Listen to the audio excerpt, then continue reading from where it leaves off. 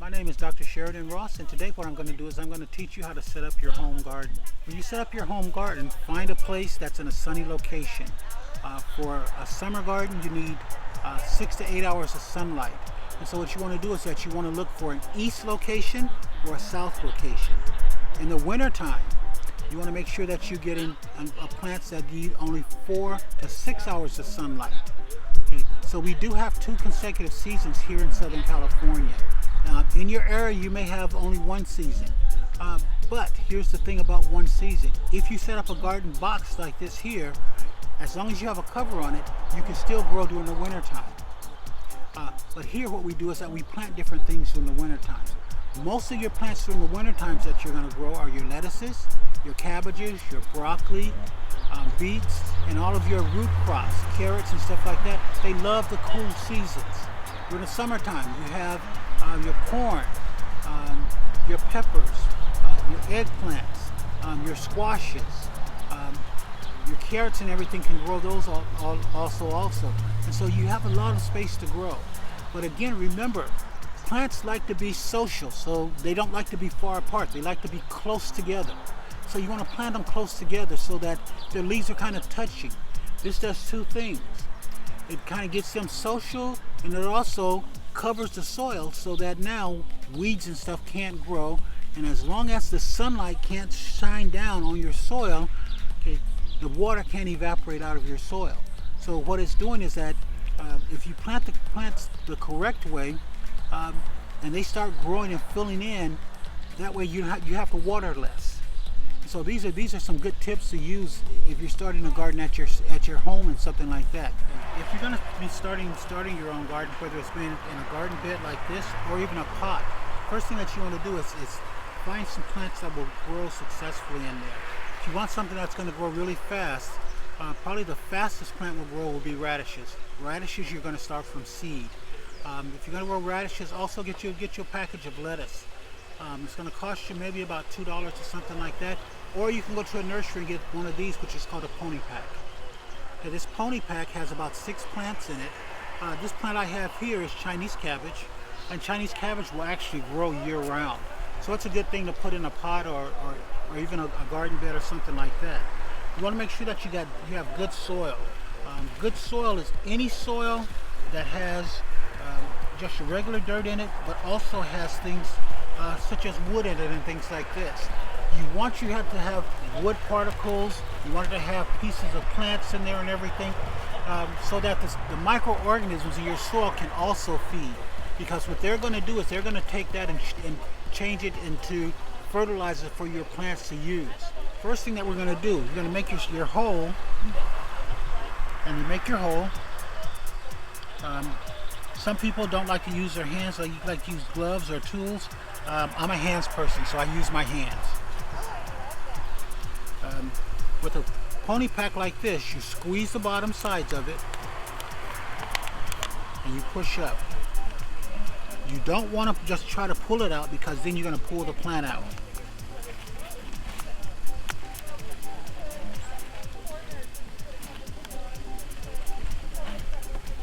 Now, as you can see, you see all of those roots and stuff that's already around there. So you already have roots and stuff growing here. So you want to set it in the ground, even with the soil that's around there. Just push your soil in there. Wow, that looks so nice. Okay, one thing that you don't want to do is that you don't want to mash your soil down. If you mash your soil down, that's like setting a building right on top of your soil, and it makes the roots compacted and everything so that they can't spread out. So you want to keep them nice and loose. Okay? Your plant is ready to grow. Even if you're in a pot, you can do the same thing. Now, Chinese cabbage and everything, know what you're planting, know how big it's going to grow. So the leaves here will grow about the size of a basketball. But after that, it grows up. So now, say for instance, you want to plant something else there. Right around the edges here, you plant your radish seeds. That way you have 2 things growing at the same time. Radish seeds, the roots of it grow straight down. These seeds grow down and out. So now they're not competing for the same food. Okay, your radishes are going to be ready in 23 days. this is just going to start spreading out in that time. So now you're going to harvest the radish out, and now your plant here won't be disturbed. And plus what it can do is that the root part of that radish that's still in the ground, as it's decomposing, the micronutrients now have food to supply that lettuce, that cabbage with what it needs. So you can put that in there. Where you pull something else out, again, know which plants you can plant next to this. For instance, with your cabbage here, think that you don't want to plant next to this. You don't want to plant beets next to that because they're competing for the same amount of food. And so you look at what's called companion plants, and you can get that on the internet. And companion plants tells you which plants can grow next to one another, and which aid it, or which one it will repress it from growing. So if you planted beets and stuff around here, that would repress this from growing. The beets would grow, but this won't grow. So these are things that we do. Now you want to take another plant, do the same process.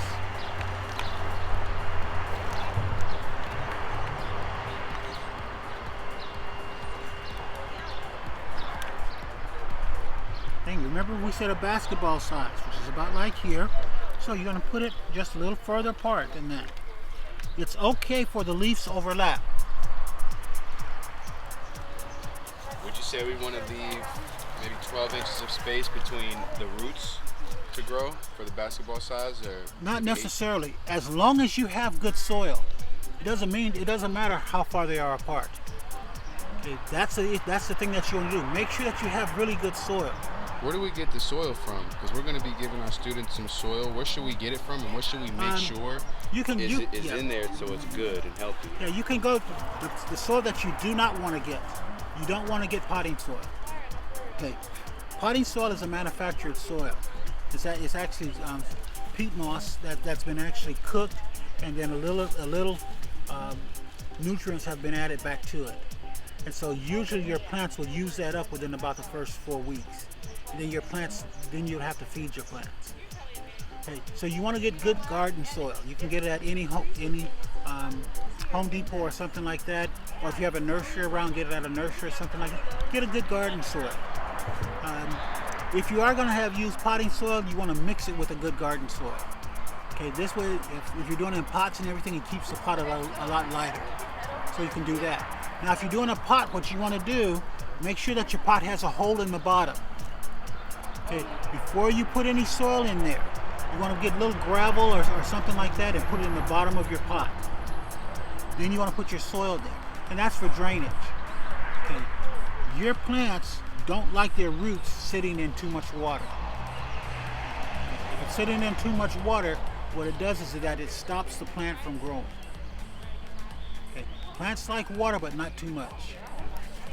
So we're going to plant this in the ground here.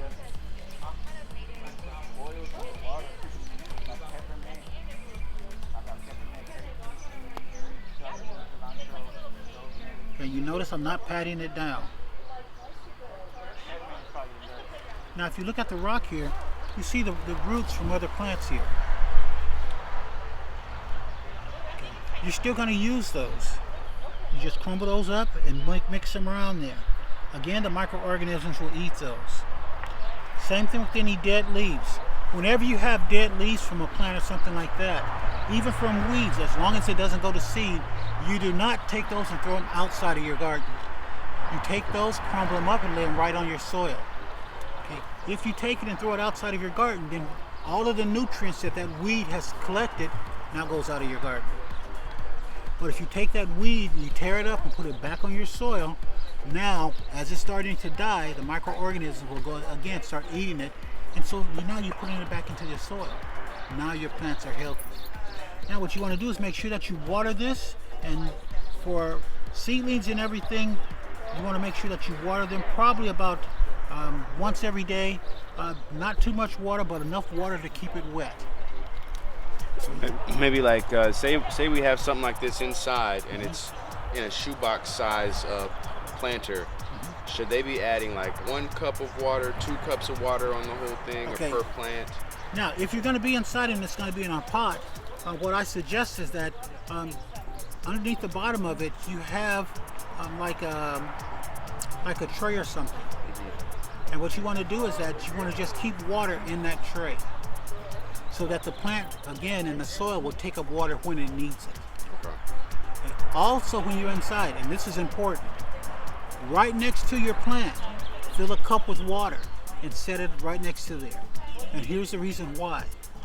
Most of the time when you look at plants inside of their house, you always see that the tips are always brown.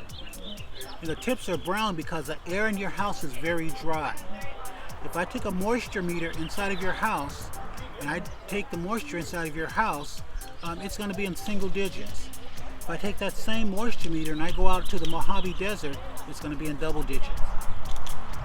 So what's happening is that the tips are becoming brown because they're actually being burned by the air that's in your house. So what you want to do is set that cup right next to it, and you're going to, as the water evaporates around there, it creates its own ecosystem right around that plant. So it makes your plant healthier. So now your plant's getting water from below and also water through the leaves. And so it makes your plants a lot healthier, and your plant will thank you, and it'll keep growing a lot better that way. What about any tips for if they're gonna put like, because we're gonna give them like a box, and they're probably gonna grow just on a porch or outside. Do you have any tips for growing some of the stuff we're talking about growing?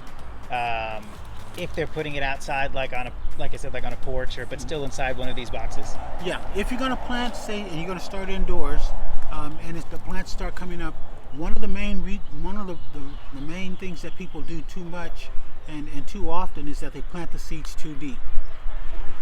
If you're planting from seeds, you want to put 1.5 times the seed. That's how deep you want to plant it. Use your finger as a guide. The first line of your finger, that's the deepest you want to plant any seed. What I mean by that, if I'm planting a corn seed, that's how deep it's going to go. If I'm planting a lettuce seed, it's going to go right here to the tip of my finger. You're just going to barely put enough soil on the top of there and keep it wet. 1.5 times how deep that seed is. That's how deep you want to plant it. Set it near sunny locations, not directly in the sun. So that when the seed starts to grow and everything, it's starting to get warm from your house and from the sun and everything, and it starts to grow. As long as it gets about 3 inches tall, start moving it outdoors into a sunny location during the daytime and bringing it back in at night. Do that for an entire week. Then after a week, you can leave it outdoors.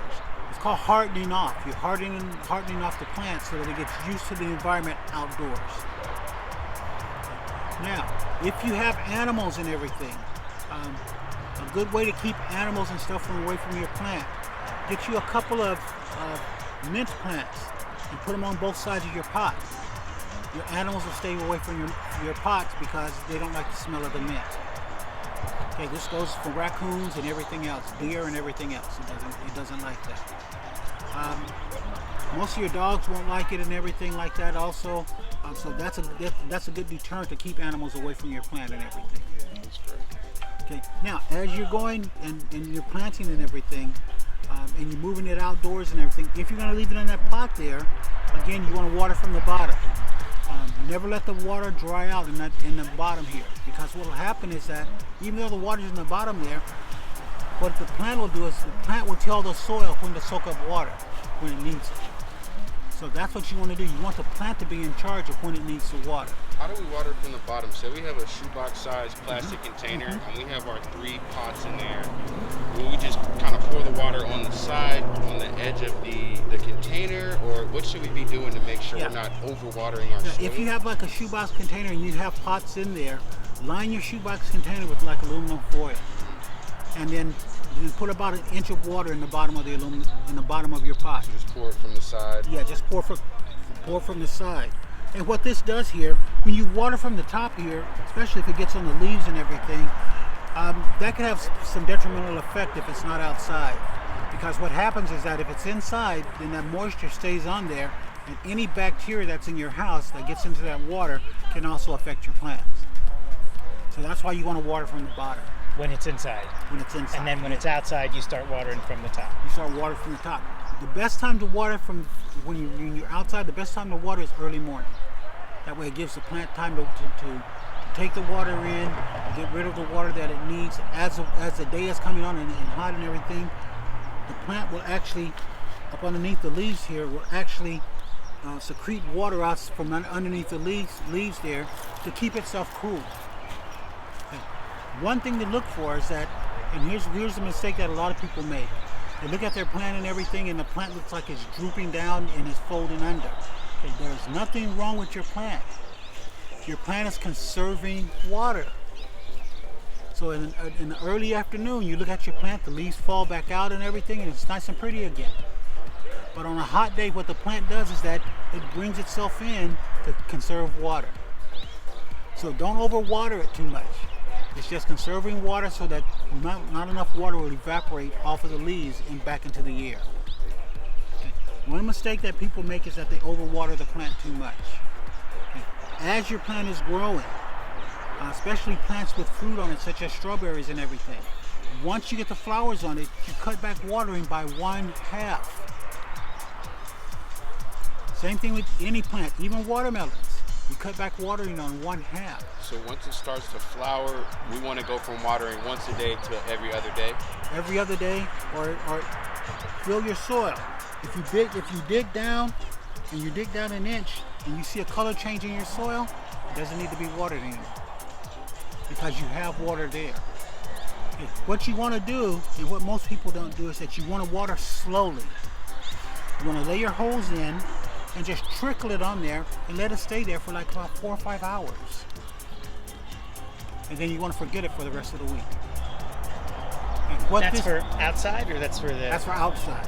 Gotcha. Okay, what that does is that now the top of the soil dries out and you're forcing the roots of the plant to grow deep. So say for instance you want to go on vacation for a week. You water it that Monday before you leave, and you don't have to worry about it the rest of the week because now the roots are all the way down there where the water is. And they're getting their own water as they need it. Same thing with any fruit trees or anything like that. Most people make the mistake of continuing to water their fruit trees. They really don't need it. In the area here, we're close to the water table, which means the water table is about 10 feet down.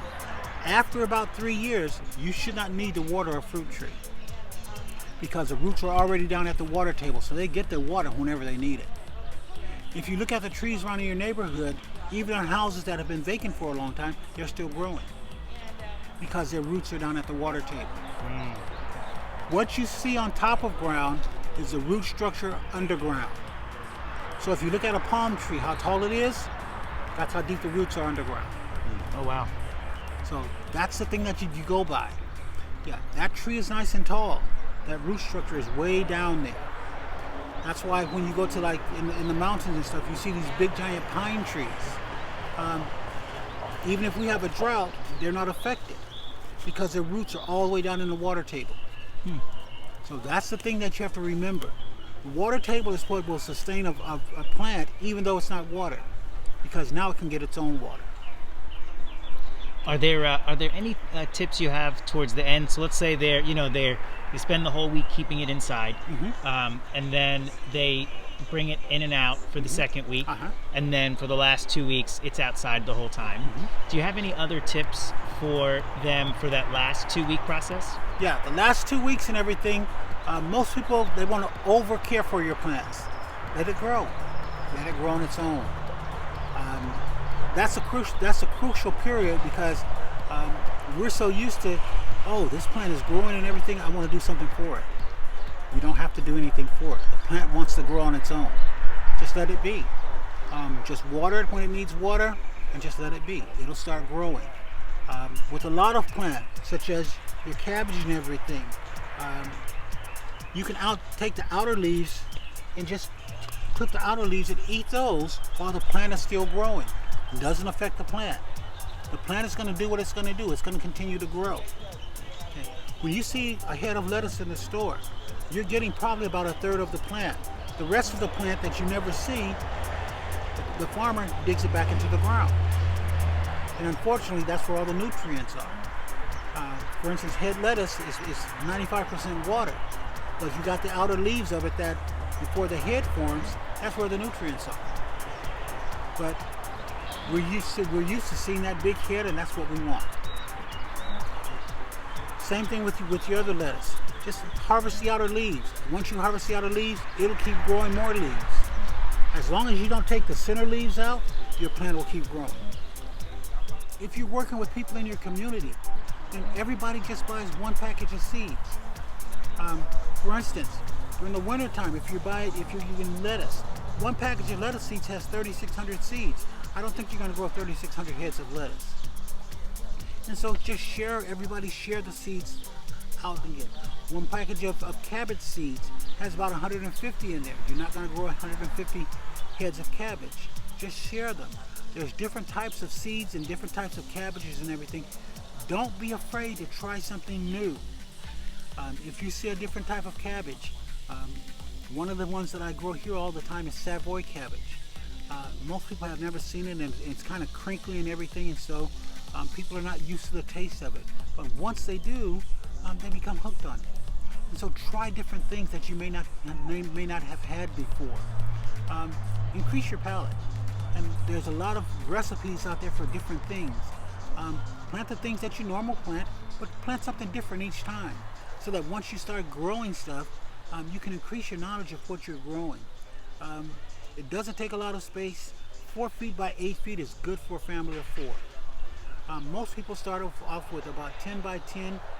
If you're doing it by yourself, that's way too much space that you're needing. So 4 by 8 is a good size. If you have a family and you want to get everybody involved, 10 by 10 is a good space to go.